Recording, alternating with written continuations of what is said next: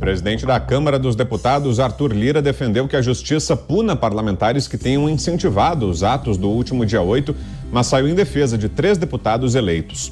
Lira disse que conversou com Nicolas Ferreira, Clarissa Tércio e André Fernandes e que não viu evidências até o momento contra os 3. Clarissa e André são alvo de inquérito da Procuradoria-Geral da República. Ele afirmou que não tem informações sobre a deputada Silvia Wayampi, que também foi alvo da PGR por ter feito publicações em apoio aos atos. Por outro lado, Lira defendeu que haja punição no caso do deputado Abílio Brunini, que gravou um vídeo no Salão Verde da Câmara sobre os estragos causados pelas invasões. Todos que tiverem responsabilidades vão responder. Inclusive parlamentares que andam difamando e mentindo com vídeos dizendo que praticamente houve inverdades nas agressões que a Câmara dos Deputados sofreu no seu prédio, né? Então, esses deputados serão chamados à responsabilidade porque todos viram. As cenas são terríveis, violentas, gravíssimas. Esse é o presidente da Câmara dos Deputados, Arthur Lira, é o nosso primeiro destaque desta segunda-feira. E a gente vai então a Brasília. José Maria Trindade, já com a gente por aqui, descansado depois das férias, com a análise, Zé, sobre esse posicionamento do presidente da Câmara, Arthur Lira, que ficou numa situação complicada, né? Tendo que responder institucionalmente pela Câmara dos Deputados e pela conduta dos parlamentares, né, Zé? Salve, boa noite. Pois é, não é juiz, né? Só indicação. Salve, meu caro Vitor, muito boa noite. Boa noite a você que nos acompanha sempre aqui nos Pingos nos Is e boa noite aos colegas aqui de bancadas, né? Estamos seguindo firmes, voltando aí de uns dias de descanso. Olha, Vitor, o presidente da Câmara não é exatamente um juiz, mas ele, com a sua autonomia, né, com a sua autoridade de presidente, pode sim direcionar ou indicar um sentido de uma investigação.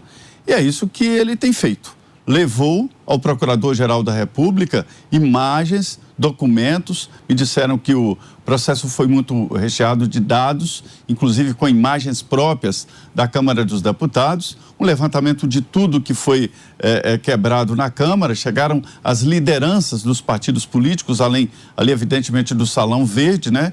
E nomes e motivos. É exatamente isso que deve ser investigado e na profundidade ideal. Ele também disse que cada um deve assumir as suas responsabilidades. Tudo bem, é assim que deve ser. Então ele chegou, entregou e pronto. Ir além de pedir ao Ministério Público para investigar e para processar os responsáveis pelo quebra-quebra na Câmara dos Deputados é o limite. Não pode fazer absolutamente mais nada. Veja bem, Vitor, houve sim a quebra de partes importantes ali da Câmara dos Deputados.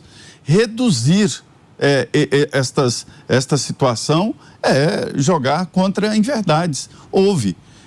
Estão dizendo, inclusive nas investigações, de que os manifestantes sabiam onde estavam pisando e pareciam conhecer o plano da Câmara. É verdade, aquilo ali é uma área pública, todo mundo entra ali, existe visitação pública coordenada por grupos ali de relações públicas da Câmara dos Deputados. Então não é difícil que eles conheçam realmente a planta da Câmara dos Deputados. Mas é preciso deixar claro de que isso aí não tem nada a ver com política, mas existe uma disputa política forte, usando exatamente o que aconteceu no dia 8. Isso nunca deve acontecer, nunca deve ser acobertado e muito menos reduzido. Foi grave.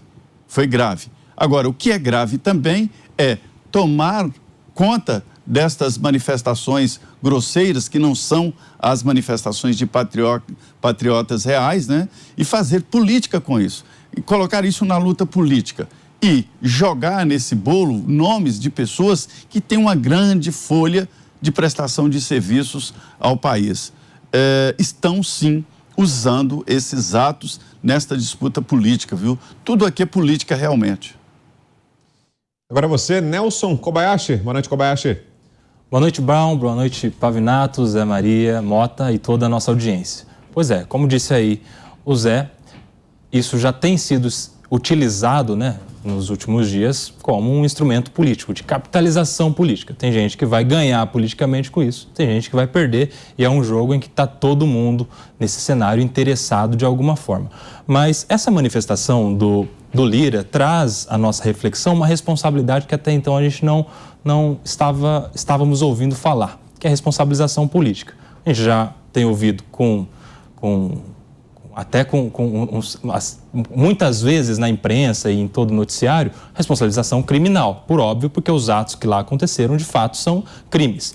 Nós temos ouvido falar sobre responsabilização civil, a indenização dos danos causados à coisa pública, aos prédios públicos, às obras que estavam sob a guarda pública. Nós temos ouvido falar sobre a responsabilização administrativa, a exoneração de servidores que contribuíram de alguma forma para que isso acontecesse. E agora essa manifestação do presidente da Câmara, Arthur Lira, traz a reflexão, a responsabilização política, porque estes fatos, se apoiados, se instigados por parlamentares, poderiam levar a uma denúncia e a abertura de um processo no Conselho de Ética e Decoro de cada uma das casas do Poder Legislativo, o que geraria, inclusive, a possibilidade de perda, cassação do mandato. Só que aqui nós temos um entrave de ordem jurídica que pode diminuir a importância dessa responsabilização política. Por quê? Porque nós estamos exatamente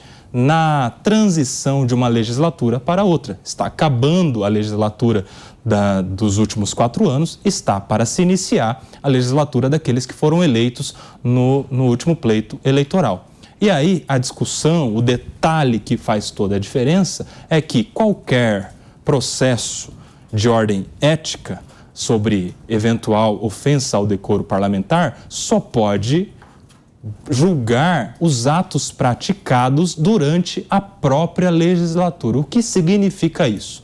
Que esses parlamentares que eventualmente sejam reeleitos para a nova legislatura, ou seja, que vão permanecer por mais 4 anos, tendo praticados esses atos antes do início da próxima legislatura, que se dará nos próximos dias, nas próximas semanas, eles não poderiam ser julgados agora, nesses próximos 4 anos, por atos anteriores.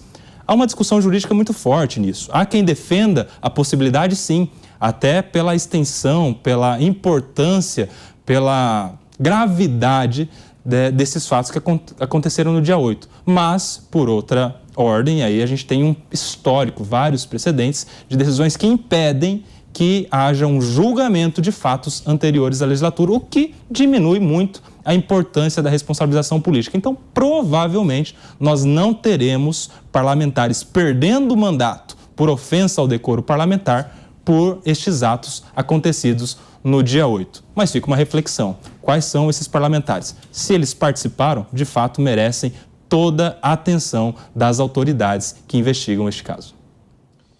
E você, o que achou desse posicionamento do presidente da Câmara, Arthur Lira? Roberto Mota. Boa noite, Mota. Boa noite, Brown. Boa noite aos meus colegas de bancada. Seja muito bem-vindo, meu querido Zé Maria. Espero que as férias tenham sido muito boas, que você tenha voltado descansado. E boa noite, boa tarde à nossa querida audiência. Um tópico interessantíssimo. Zé Maria e o Kobayashi já fizeram reflexões importantes. Eu só queria adicionar aqui que uma das características do chamado Estado de Direito, né, que muita gente chama de Estado democrático de direito, eu acho que a palavra certa, a expressão certa é Estado de Direito. Uma das características desse Estado de Direito é que ninguém pode ser punido sem o devido processo legal. Aí os meus colegas juristas podem definir com precisão esse conceito. Eu, como não sou jurista, vou explicar com as minhas palavras mesmo. Para mim, o devido processo legal significa que você não pode ser punido, não vai ser punido, muito menos preso, sem que tenha ampla chance de defesa, sem que você saiba quais são as acusações que fazem contra você, sem que te mostrem evidências dessas acusações, sem que você tenha acesso a advogados e sem que o processo e o julgamento em si sigam uma série de etapas e normas previstas na lei. O Estado de Direito, pelo menos na teoria, não aceita a mistura de justiça com política. E, para fecharmos esse nosso primeiro giro, análise dele, Thiago Pavinato. Boa noite, Pavinato. Boa noite, Vitor, Nelson, Mota, Zé Maria, boa tarde, boa noite, já passou das 18, para nossa audiência, inclusive para nossa audiência linda aqui do chat, que eu adoro, acompanhar, né? Os valentões e as valentonas aqui do chat, boa noite para você também. De fato, Mota tem toda a razão. O Estado é de direito, né? O que faz um Estado democrático é o direito. E não só a qualidade das leis, mas sim a sua aplicabilidade a todos do povo desse Estado, sem exceção. Portanto, eu posso ter normas lindas que falem de discriminação, que protejam a liberdade, que garantam educação, que garantam saúde, que deem acesso aos serviços públicos a todos, que garanta a todos a participação no processo de governo de um país, que participem da legislatura, que façam, que revoguem, que revisem leis.